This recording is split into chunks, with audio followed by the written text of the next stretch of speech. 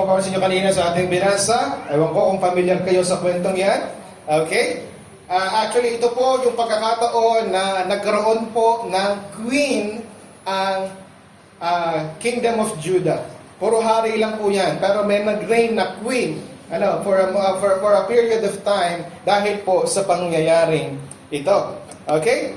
At ito nga po ay ating mababasa sa 2 Kings, chapter 11. At ang ating naman pong babasahin ay yung verse 1 hanggang verse 3. Though yung buong kwento po ay hanggang 21.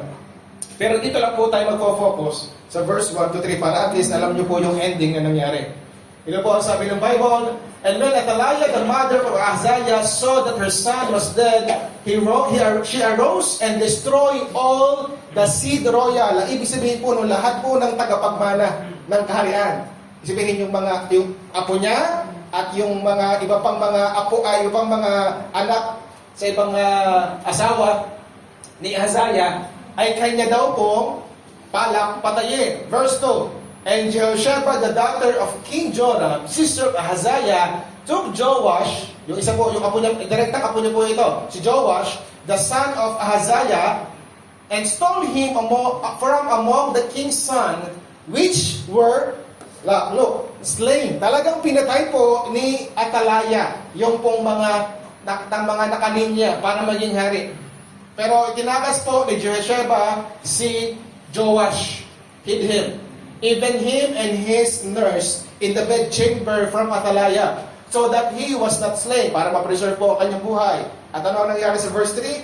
"And he was with her hid in the house of the Lord 6 years. Kaya naman, dahil walang tagapagmana at nakatago yung nag-iisang buhay, Athaliah did reign over the land. So naging queen siya for 6 years. Okay? So mga kapatid, kung inyong tanda, last week ang ating pinag-aralan ay si Gideon. So ang ating ginagawa ngayong month na ito ay mga characters, Bible characters. At ang ating pag-uusapan ngayon mga kapatid, ay supposed to be, ito yung last week ko ipipreach, kaso nahirapan ako sa pagbubulay, kaya napalipat po ngayon. Yan. At ang ating pag-aralan ay itong babaeng ito, si Jehosheba. At papalat natin, consequential courage. Tayo muna po ay manalangin. Our Lord, Heavenly Father, again, we thank you so much for this wonderful day. Salamat po sa iyo, Panginoon, sa iyo pong biyaya na kalayaan na binigay sa amin na kami magbulay ng iyong salita. Naway huwag po namin ito i-take for granted. Bagkus, Lord, ihanda namin ang aming puso kung ano ba ang gusto niyo pong ituro po sa bawat isa po sa amin. At sa Holy Lord, wala pong maitaas kung di kayo lamang. Ito po isama dalangin namin. In Jesus' name, Amen and Amen.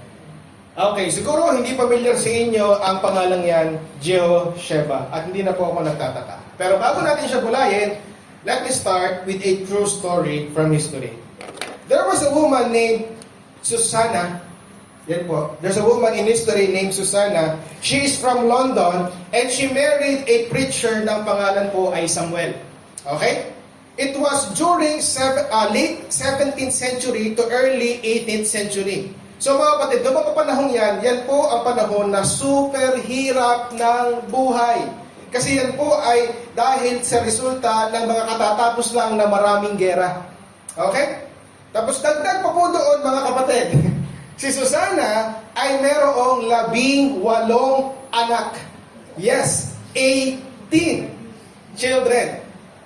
Okay? Sabi nga ng iba dyan, isang lalaki lamang ay parang mamamatay na sa pagod. Pero siya, 18. Okay? And as if mga kapatid, hindi pa sapat yun. Yung kanyang asawa na si Samuel ay 2 beses na nakulong because of financial loans. Okay? Dahil nga po sa hirap ng buhay noon. So with financial struggle at ng mga need na ipakain sa pamilya, si Samuel, yung kanyang asawa, almost spent his life working. Okay? At si Susana naman po ang nag-aalaga sa mga bata. Siyempre po, silang dalawa ay Christian parents. Ano po? Isang bagay po ang hindi nila ipinagkait sa kanilang mga anak, ang pagkakilala sa ating Panginoong Jesucristo. Every Sunday, ang mga bata siyempre nakakarinig ng Word of God galing sa kanilang tatay na isang preacher.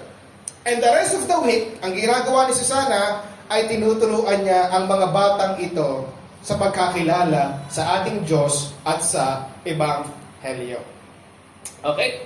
At kung naghihintay po kayo ng happy ending sa kwento, well, to disappoint you, hindi po sila pinagpana financially, namatay po silang mahirap. Okay? Pero mga kapatid, may isang bagay sa buhay ng mag-asawang ito, especially kay Susana, na makikitaan natin ng napakalaking blessing.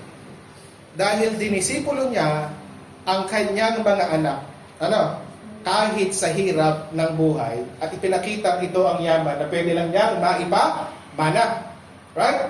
Alam niyo mga kapatid, yung 15 niyang anak at yung kanyang bunso, mga kapatid, sila lang naman ang ginamit ng Diyos upang magkaroon ng napakalaki at napakalawak na revival sa Europe na nagligtas ng libo-libong kaluluwa.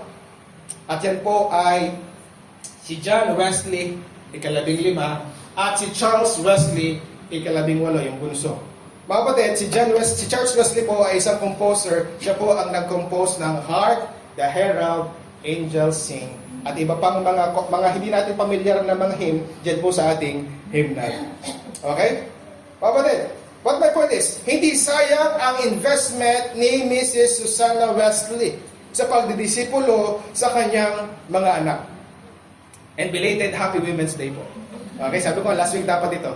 As part of my celebration, mga kapatid, last Sunday ko sana ito ituturo, pero dahil masyadong complicated ang family tree ng mga hari, ay okay na-delay. Kaya inuna ko muna si Gideon na at least familiar na ako. Ngayon, mga kapatid, tandaan niyo po yung ating pinag-aralan, yung pinakauna kong itinuro na Bible character, si Hur. Tama?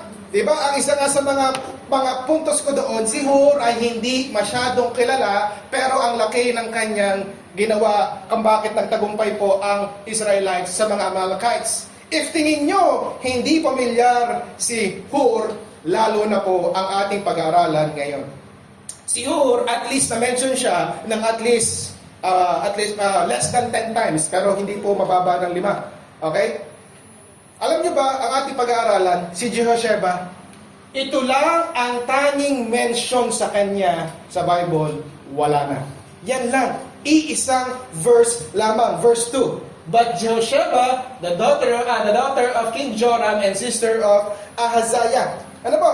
Parang dinaanan lamang. Pero mga kapatid, her actions are very, very consequential. Today, we are diving into the story from an Old Testament character that might not be hindi kasing grand o kapansin-pansin katulad ni David versus Goliath o si Moses na hinati ang Red Sea. But this story, mga kapatid, carries a profound weight. Ang isang story ng isang babae na nagngangalang Jehosheba, whose single act of courage na kung hindi niya ito ginawa, could possibly change the whole story of the Bible. I repeat, kung hindi niya ginawa ito, alisin muna natin yung, siyempre, God is sovereign. Practicality. Okay? Sa pantaong pananaw, kung hindi niya ginawa ito, posibleng mababago ang kwento ng Biblia. As in, literally. Her story reminds us that God often works through quiet faithfulness of His saints. Ano po? To accomplish His extraordinary purposes. Ngayon po, ating i-expound ang napakaliit na detail sa buhay ni Jehosheba at sa kanyang action na naway magturo sa atin ng courage, faith, and God's and unshakable trust to God's promises. Punta na agad po tayo sa ating unang puntos. The context. Ano ang context ng ating pag-aaral? A time of crisis. A time of crisis. Bakit? Ito po lamang naman ang nangyari. And when Athaliah, the mother of Ahaziah, saw that her son was dead, she aroused and destroyed all the seed royal. Okay? Mga kapatid, si Athaliah po ay kinikilala sa history as a wicked queen. Siya po yung pinakaunang queen actually na naging queen dahil nga po namatay ang asawa at wala pong nagmana ng kasunod na linya. Dahil nga po, pinapatay niya. Okay? Ngayon, mga kapatid, most likely, kung bakit po siya ganyan, siya po ay na-impluensyahan ng kanyang nanay na si Jezebel. Okay? Nais niyang ubusin ang lahat ng mga nasa royal line ni David kasi para siya na po ang maghari. Siya na po ang manguna after mamatay po ng kanyang anak. Yung kanyang anak po kasi ang naging hari, si Azariah. Okay? Para po magkaroon kayo ng idea patungkol kay Jezebel, siguro narinig niyo na pangalan ni Jezebel sa Bible, pero para lang po magkaroon kayo ng idea, ito po si Jezebel.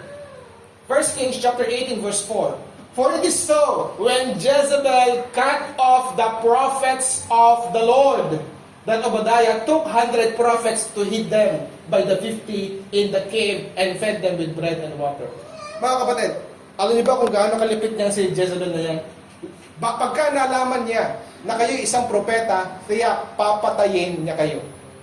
Okay? Kaya nga po si Obadiah, nagtago siya ng mga daang propeta para lang po hindi mapatay ni Jezebel. Okay? Yan lang naman po ang nanay ni Athaliah, yung queen ng ating pinag-aaralan. Maybe her motivation is to annihilate talaga the royal line of David. Bakit? Kasi mga kapatid, posible ang kanyang motivation ni Athaliah kung bakit ganito ay political, ambition, personal survival, at saka religious ideology. Bakit? Nais niya na ang maging relihiyon ng Jerusalem o ng Judah ay pagsamba kay Baal. Okay? So mga kapatid, setting during the time ng bansa, ang Israel po ay nahati sa dalawang kingdom because of Solomon's sin. Okay? Pating review. Okay? Yan po. Northern Kingdom, Israel ang tawag. Ang hari po noon ay si King Jeroboam. Ito po yung nahati nung namatay po si Solomon, nahati po ang kaharian. Okay? Naging Kingdom of Israel at Kingdom of Judah. At ang naghari naman po doon sa Judah, sa South, ay si Rehoboam. Ito po ang ating pinag-aralan. Nandito po tayo sa Southern Kingdom. Okay? Doon po sa orange. Okay? Ngayon po mga kapatid, ang pagkakataong ito, para mas maunawa natin ang mga relationship, ito po yung humirap, dito po ako nahirapan kung bakit na-delay ang ating pagbubulay. Okay. Ang family tree nila. Okay. So, during the time, Jezebel, siya po ay hindi Israelita. Si Jezebel po ay hindi Israelite. Siya po ay taga-ibang bansa. Siya po actually ay parang Politicians.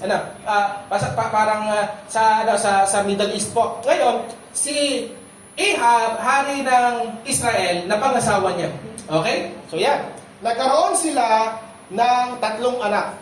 Ang pangalan ay si Ahaziah, si Jehoram, at si Athaliah. Okay? Yun po, si Athaliah yung ating pinag-aaralan ngayon. Yung reyna. Ngayon po, ang nangyari po dito mga kapatid, si Jehoshaphat naman po ang hari kasabay po ni Ahab sa Kingdom of Judah. Siya po ay nagkaroon ng anak, ang pangalan ay si Joram. Pero ang inasawa ni Joram ay hindi galing sa Kingdom of Judah. Ang kanyang pinakasalan ay anak ni Jezebel, which is si Athaliah. Kaya po nagkaroon ng combination dyan, ng orange at saka ng green. Okay? So, nagkaroon po sila ng maraming anak. At isa doon, di pala anak, isang anak lang, si Ahaziah. Isang lalaking anak, Ahaziah. Nag-asawa po siya, ang pangalan ay si Zibiah.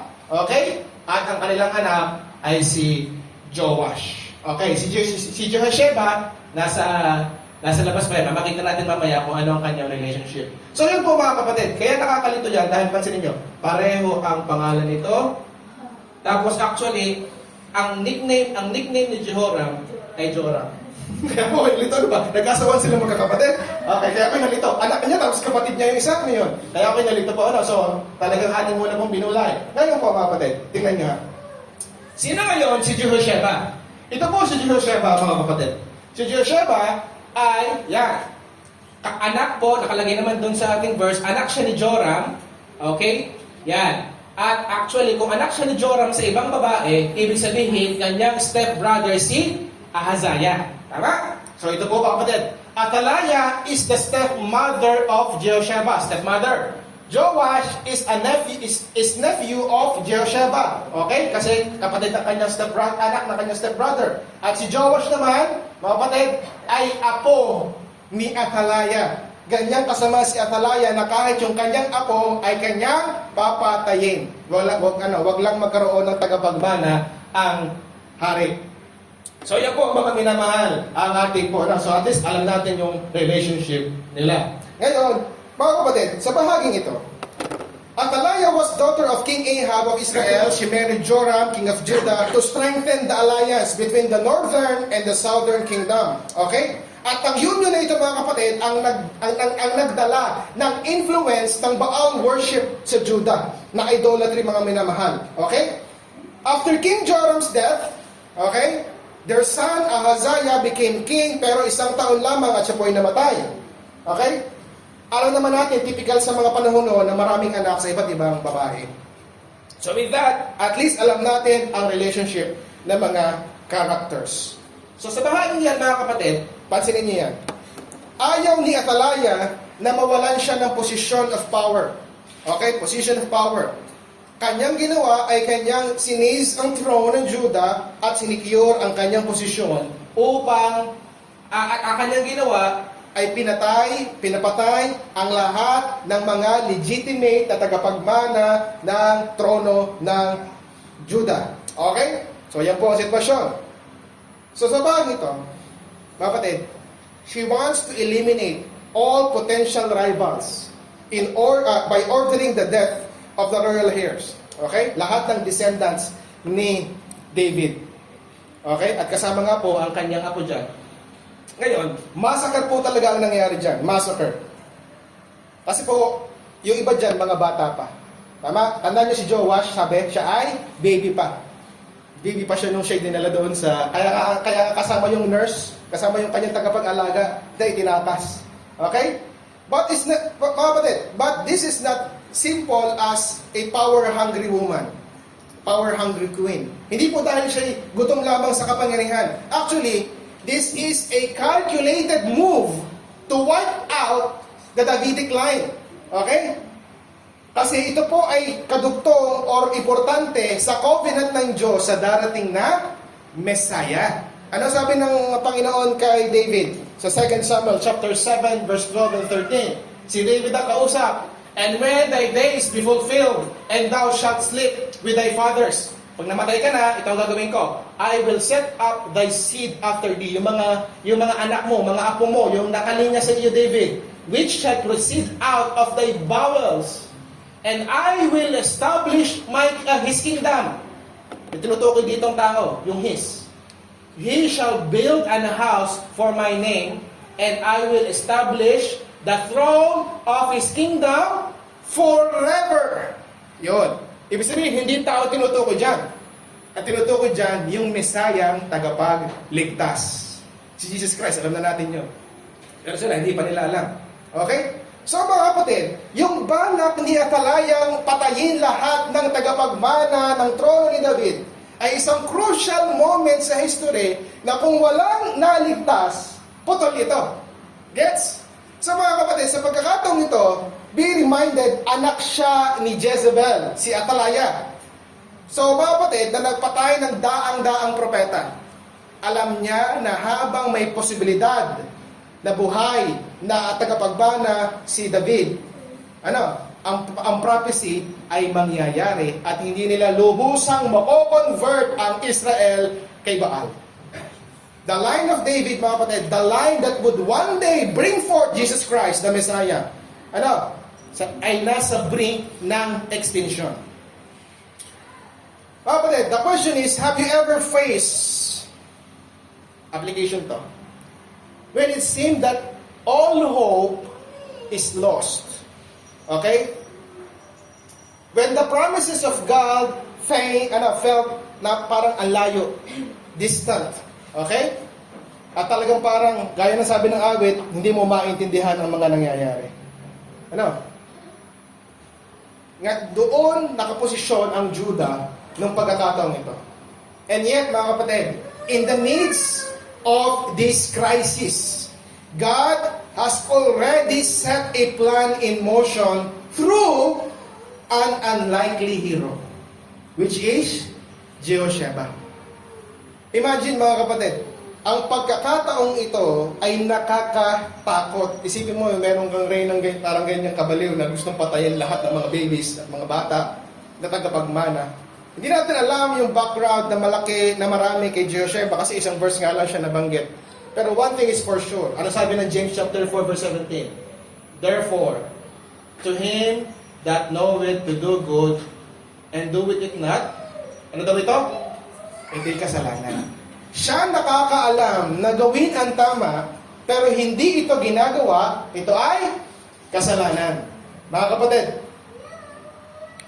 idleness in the face of evil is evil itself. Kita ni Jehosheba na masama ang ginagawa at may masamang balak si Atalaya. Pero in the midst of that crisis, at may risk din sa kanyang buhay, hindi siya nanatiling nakatigil lamang at nanood ng mga mangyayari. Praise God that in the time of crisis, a timely courage arose. Verse 2. But Jehosheba, the daughter of King Joram, sister of Ahaziah, took Joash, the son of Ahaziah, and stole him. Talaga pong itinakas nila from among the king's sons na pinatay, but they hid him. At pati yung kanyang tagapag-alaga ay sinama nila at itinago sa quarters po, sa doon po sa templo. Okay, para daw po ma-preserve ang kanyang buhay at hindi siya mamatay. Point number 2, mga kapatid. At pag-aaral natin hindi lang yung crisis, kundi yung character. Ano ang character na ito ni Jehosheba? A timely courage. A timely courage. Jehosheba, daughter of King Jehoram, wife of Jehoiada, the priest, ang asawa po niya si Jehoiada, yung binasa, yung, kung tandaan nyo sa ating scripture reading, binanggit si Jehoiada, asawa po niya yon, asawa ni Jehosheba. Noong pagkakataong malaman nila ang masamang balak po ng reyna, she acted swiftly to rescue Joash from the massacre. Kasi nga po yan, talagang pinagpapatay lahat po ng anak na lalaki. Okay? Mga apo, mga tagapagmana ni Ahaziah. So mga kapatid, sa pagkakataong ito, we can see, okay, that her courage make her heroic. By the action of the queen, masasabi natin napaka-psychotic nito. Okay? So, she is literally risking her life and defying Atalaya's tyranny. Okay? She is risking her life sa pagkakataong ito. She steps into the chaos na may katapangan at may decisive act. Joash, during this time, sabi ko nga kanina, ay baby. Kasi kung mababasa niyo doon sa verse 21, di ba naging hari si Joash? Tama? Alang taon? 7 years old. Ilang taong itinago si Joash? 6 years. So, ibig sabihin, nung kinuha nila si Joash, baby pa! Baby pa lamang po si Joash yung kanilang itinakas. So, mga kapatid, as we can observe, walang hesitation in the part of Jehosheba. Focusing on one thing, I must preserve Joash's life. Okay? Hindi niya ito talagang direct link, kapatid. Ito yung kanyang step brother. Ang maganda pa nito, mga kapatid, napaka-clever ng idea na naisip nila. Hindi sila tumakas ng kaharian. Tama? Hindi sila tumakas. Ano ginawa nila? Yan, sa bed chamber. Okay? Ang ibig sabihin po niya, mga kapatid, malabang-labang yan po ay sa mga quarters po ng mga katulong, pero ito po yung within the temple of God. Okay? Kasi nga naman, kung tatakas sila, halata na meron silang ginawang mali. So, ang ginawa nila, itinago for 6 years. Kung ano mang kwarto yon, doon nila pinalaki, doon nila tinuruan, doon nila inalagaan for 6 years. Okay? Pero then again, it is a courageous act. Imagine, napaka-tense po noong mga panahon yun. Imagine niyo lang parang mga suspense thriller. Everyday nilang itinatago. Everyday for 6 years. May dadaang servant ni Atalaya. Tago muna. Gutom na, gusto ng candy sa labas. Paano yan? Bawal. Okay, imagine ninyo kung gaano ka-tense na lagi nilang itinatago, wala dapat makakaalam na may tinatago silang bata sa kwartong ito, wala dapat papasok, o kung may papasok man, tagapaglinis, nakatago siya marahil sa cabinet, nakatago sa ilalim ng kama. Hindi na natin alam kung anong detalye, pero for 6 years, hindi sila tumigil na i-preserve ang buhay ng batang ito. Okay? You might ask, what is behind this courage, Pastor? Ano ang makukuha ni Jehosheba sa kanyang ginawang ito? Meron ba siyang prize? Meron ba siyang reward sa pagkakataong ito? Power din ba ang gusto niya? Kung bakit niya iningatan si Joash? No! Dahil hindi niya kailangan si Joash, kung gusto lang po niya siya po ay maging reyna. No, hindi po yan ang kanyang dahilan. Remember, sino nga pong asawa ni Jehosheba? Si Jehoiada na isang priest. Isang taong marunong with regard sa scripture. I believe, mga kapatid, si Jehosheba at saka yung kanyang asawa, they have a deeper reason kung bakit nila ito ginagawa. Something more than just love for Joash. I repeat, hindi lang ang dahilan nila kung bakit nila iniligtas si Joash ay dahil mahal nila ang batang ito. It's more than that. Interestingly, mga kapatid, alam niyo ba ang meaning ng Jehosheba sa Hebrew? Ang meaning ng Jehosheba, Jehovah, God, Sheba, oath. God is my oath. At ano ang kailang reason? Verse 3. And he was with her in the house of the Lord 6 years. And Athaliah reigned over the land. Mga kapatid, 6 years nilang itinago. They waited for the right time because they want what? The line of David to continue. Alam niyo ba kung ano yung pinaka-minimum age para manguna ang isang hari sa Israel noon? 7 years. Kaya may mababasa kayo kababata. Opo, kasi po talaga, kahit po sa mga early 9 years old, si King Edward VII, opo, sa history, ganyan po. Yung parang dating at least meron ng kaunting nauunawaan. Pwede nang magsalita, pwede nang magsulat, pwede nang mag-aral. Itinago nila for 6 years dahil hinihintay nila ang tamang pagkakataon. Which go to our next point, the commitment. The crisis, the context, may crisis. Ang character with a timely courage. The commitment. Bakit sila may commitment? Because there is a trustworthy covenant. Trustworthy covenant. Mga kapatid, gaya ng nabanggit natin yan sa verse 3, Jehosheba hid. Itinago niya si Joash sa templo for 6 years. Siya at ang nurse at si Jehoiada, ni-nurture nila ang batang ito hanggang sa pagkakataon na pwede na ang restoration. Okay?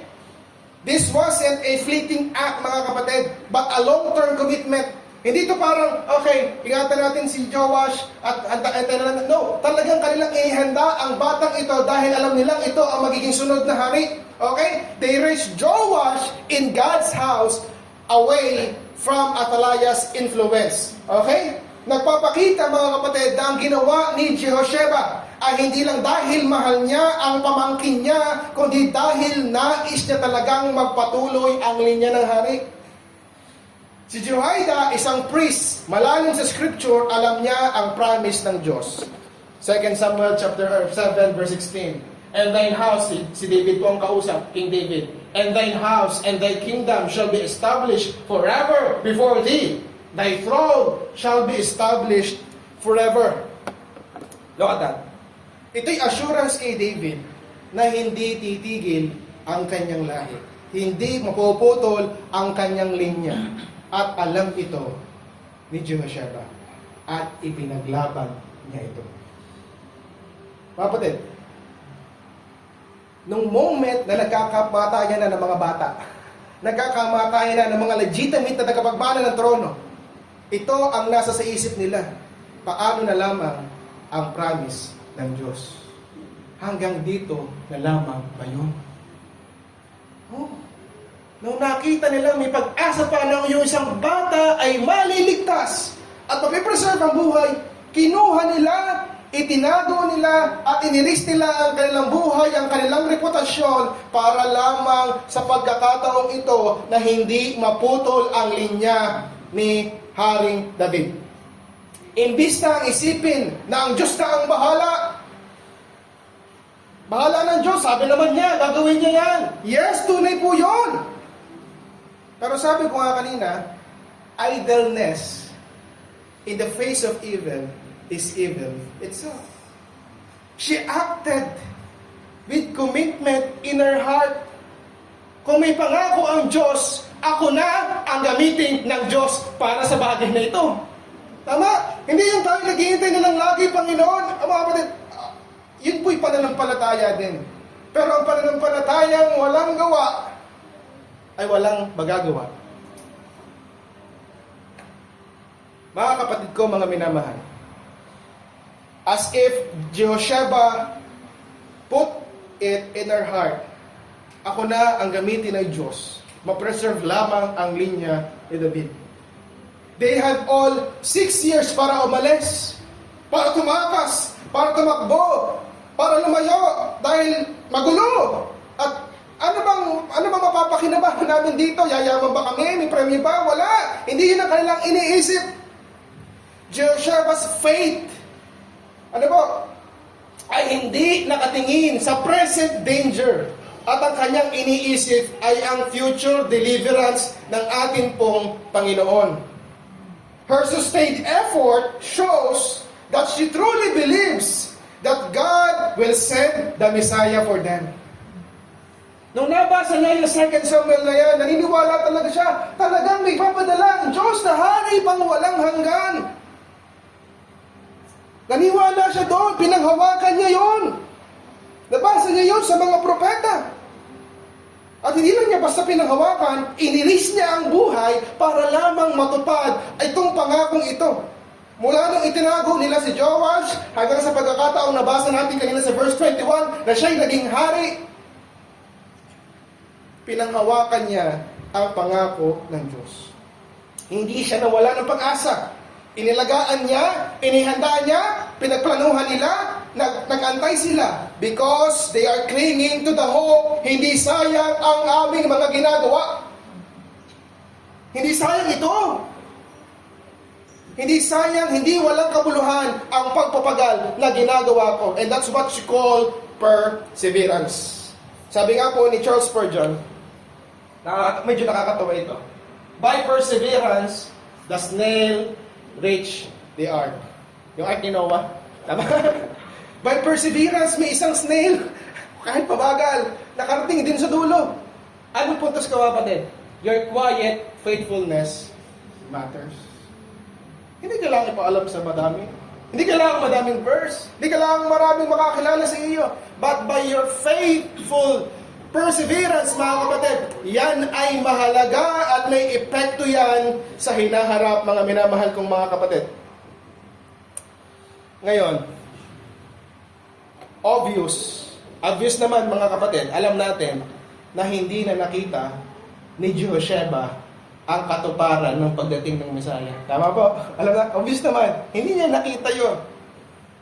But her obedience contributed to the redemptive work of God. One act rippled through eternity. I repeat, Jehoshaba's one act rippled through eternity.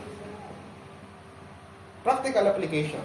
Kapatid, lalo na sa mga magulang dito, tingin mo, sayang lahat ng sakripisyo mo at hirap mo sa inyong mga anak.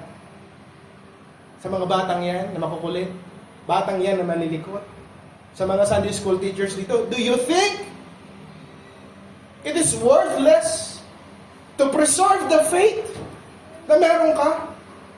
No! How do you intend to preserve the line of faith sa inyong mga mahal sa buhay?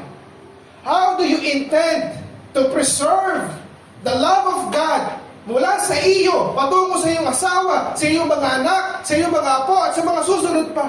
Paano mong kayang ipaglaban para nung kayang ipagtanggol at ingatan ang linya ng pananampalataya, mga kapatid. Anong kaya mong gawin? Maipasa lamang ang pananampalatayang meron ka at matiyak na hindi ito hihinto sa iyo o kahit sa kanila. Did you remember yung ating story kanina? Tandaan yung story natin na? Si Susanna Wesley? Sa introduction natin? Mga kapatid, basahin niyo ito. Isang quotation mula kay John Wesley. I learned more about Christianity, kanino?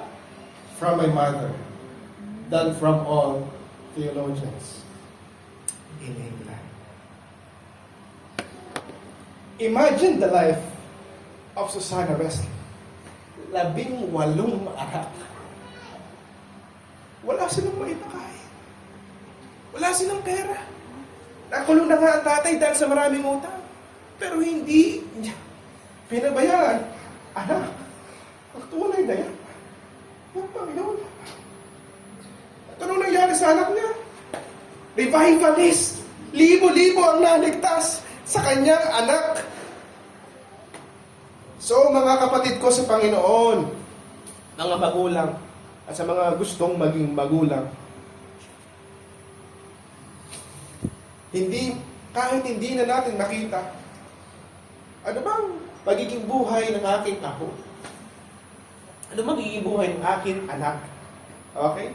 Kung halimbawa tayo kunin na ng Panginoon ng maaga, hindi man natin na malaman kung ano mangyayari sa kanila.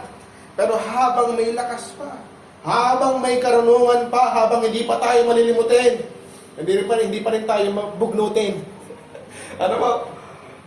Kapatid, ano sabi ng Apostle Paul? Our labor is not in vain in the Lord.